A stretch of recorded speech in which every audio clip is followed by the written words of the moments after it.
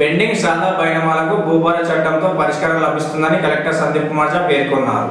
రాజన్న సిరిసిల్ల జిల్లా గంభీరావుపేట రైతు వేదిక వద్ద నిర్వహించిన భూభారత చట్టం అవగాహన సదస్సులో కలెక్టర్ పాల్గొన్నారు. ఈ సందర్భంగా ఆయన మాట్లాడుతూ పెండింగ్ సాదా బైనామా దరఖాస్తులు కొత్త 6వ చట్టం భూభారత్తో పరిష్కారం అవుతాయని పేర్కొన్నారు. ఈ సందర్భంగా చట్టంలోని పలు అంశాలను రైతులకు ప్రజలకు వివరించారు.